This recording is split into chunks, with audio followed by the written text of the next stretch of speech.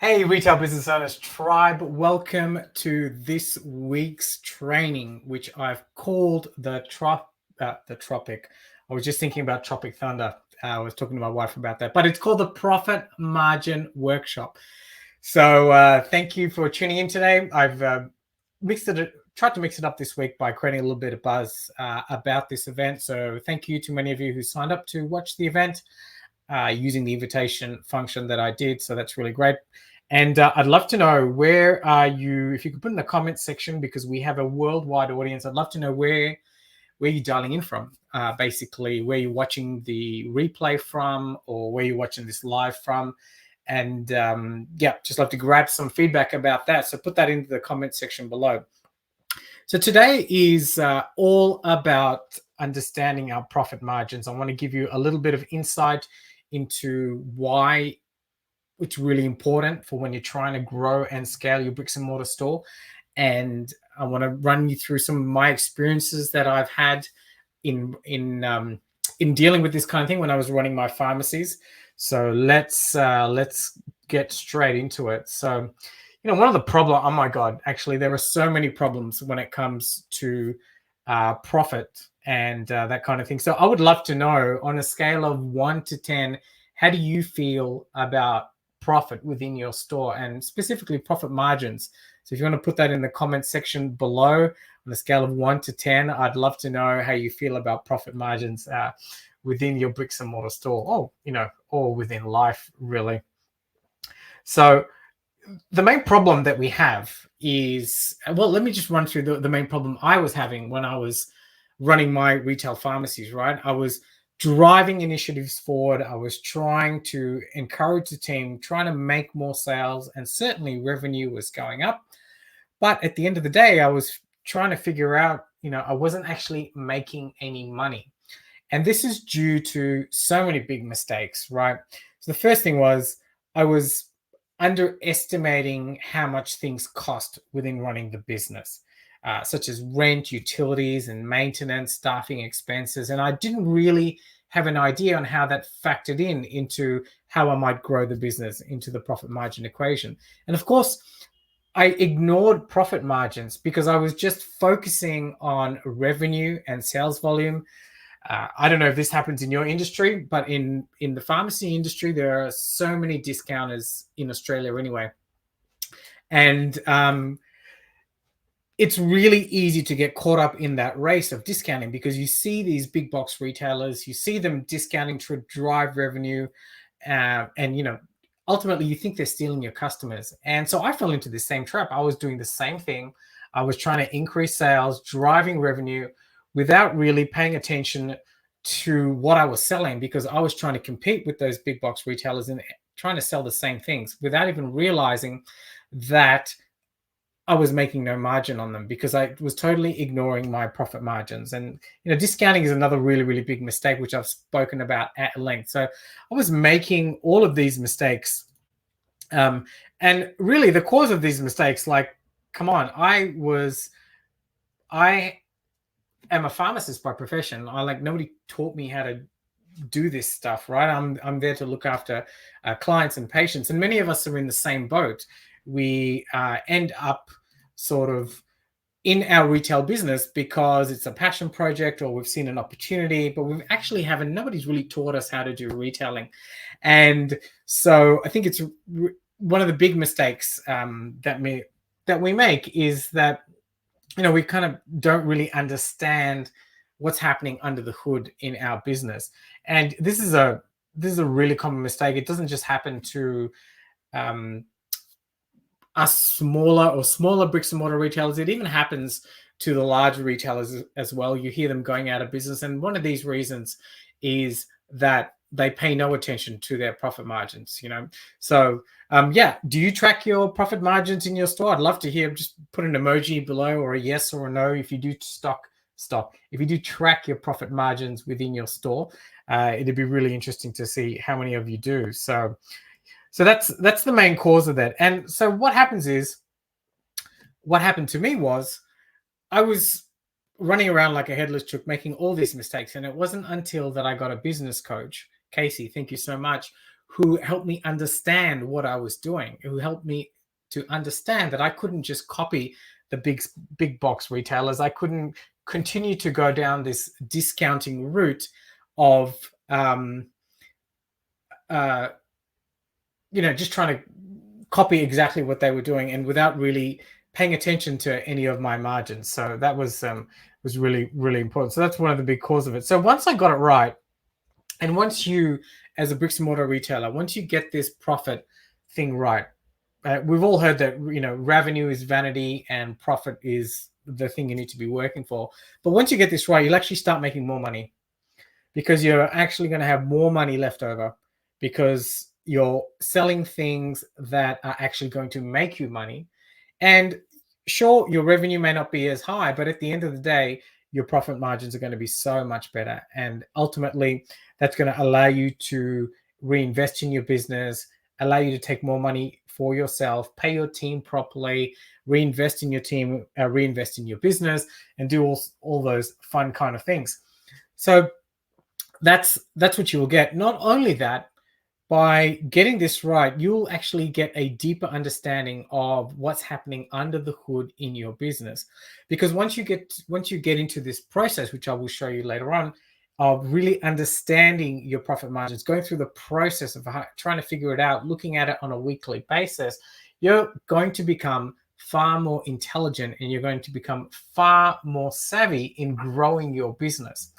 Of course, there's a whole heap of things I'm missing out on here, or because I can't fit into this very, very short webinar. But I've spoken at length about knowing your target market and how that affects the products you should keep in store. And that will then affect what kind of products what kind of high margin products that you can be stocking within your store. Now, don't get me wrong.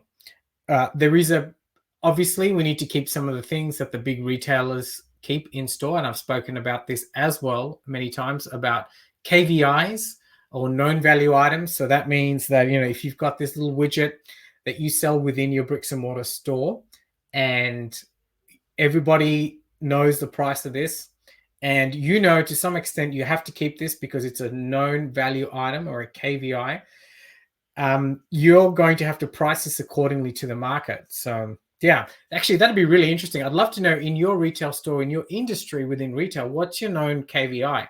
So just as an example, for supermarket, it might be for supermarkets, it might be a particular brand of washing liquid, or if you're a pharmacy, it might be a particular drug, or if you're a clothing store, it might be like the white t-shirt. What's a known value item within your bricks and mortar store? Just pop it in the comment section below, that that you can't, that you have to be very competitive with your pricing. So it'd be really interesting to know that. Right. So if we get this right, you're just going to be firing on all cylinders and you're going to have a much better business. So here is what you need to do.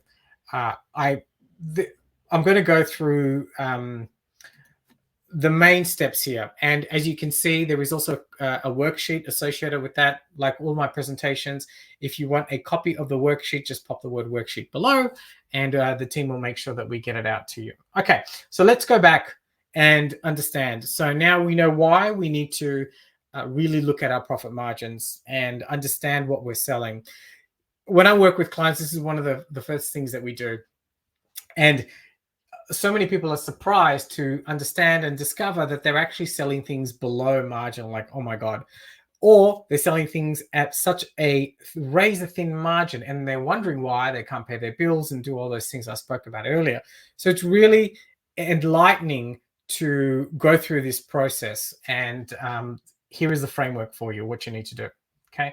The first thing is you need to clean up your inventory, because understanding your profit margins within your store, within your product categories, is only as good as how tidy your point of sale system is. So when I say clean up inventory, doing the basic things like making sure that we do a stock count, making sure that the products are in the right categories. We want to make sure that all the cost prices are listed, all the retail prices are listed, just general maintenance, because this is going to form the backbone of how we're going to go about do our analysis and understand the profit margins. Because if that's all wrong, then you've got no hope in really optimizing your business and driving profitability, because the overall data integrity as our software friends like to call it, is all over the place. So utilize your point of sale system and make sure that you clean up your inventory, and while you're at it, do a stock take. How many of us are doing stock takes in your store? So just pop a yes or a no right now if you're doing stock takes in your store regularly. When I say regularly, at least weekly per category. But yeah, I'd love to know if you're doing stock takes in your store, yes or no. So we're going to be cleaning up our inventory, which is the first step that we need to do, and making sure that our data integrity is on point. Otherwise, it's not going to be any use at all in what we're trying to do. We need to get into a regular habit of utilizing our point of sale system and running reports. Generally, I find when working with retailers, we're really scared of our point of sale system, and we're not really adept at utilizing the point of sale system to run our reports. And that's for the reasons that I mentioned earlier. I was the same, too busy putting out fires, not really creating time to work on the business, to review these things on a weekly basis. So weekly is the key there. You need to run a point of sale report for every week at the beginning of the week for the previous week. Really understand what categories from what you've sold last week.